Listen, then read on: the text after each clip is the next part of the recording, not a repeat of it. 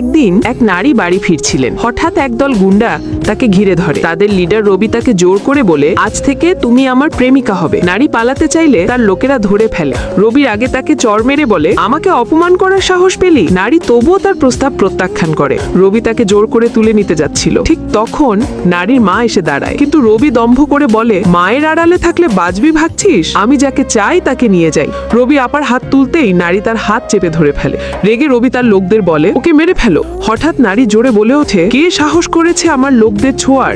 সবাই অবাক, কারণ নারী আসলে একজন আন্ডারগ্রাউন্ড রানী। বছরের পর বছর পরিচয় গোপন করে মেয়েকে নিয়ে সাধারণভাবে চা বিক্রি করতেন। তার 10,000 অনুগত সৈন্য দ্রুত হাজির হয়। ঠিক তখনই তিনি দেখেন তার মেয়েকে রবির লোকেরা রাস্তায় হেনস্থা করছে।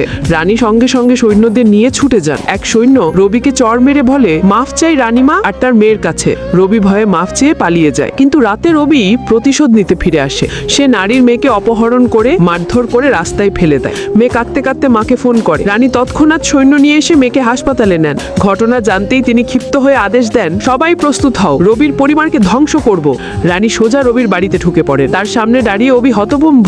রানী বলে, হাঁটু গেড়ে মৃত্যুর জন্য প্রস্তুত হও। রবি 10 জন এলিট বডিগার্ড আনে। তারা হুমকি দেয়, এখনই মাপ চাও, নইলে পা ভেঙে ফেলবো। কিন্তু রানী মুহূর্তেই সবাইকে মাটিতে ফেলে দেয়। রবি ভয়ে কাঁপতে থাকে। রানী বলে, এবার তোমার পালা। রবি কেঁদে বলে, না, আমি আমাদের পরিবারের উত্তরাধিকারী, আমাকে মারলে তোমার মেয়ের জীবন শেষ। রানী কঠোর গলায় বলেন, আজ তোমাকে মরতেই হবে আমার মেয়ের জন্য।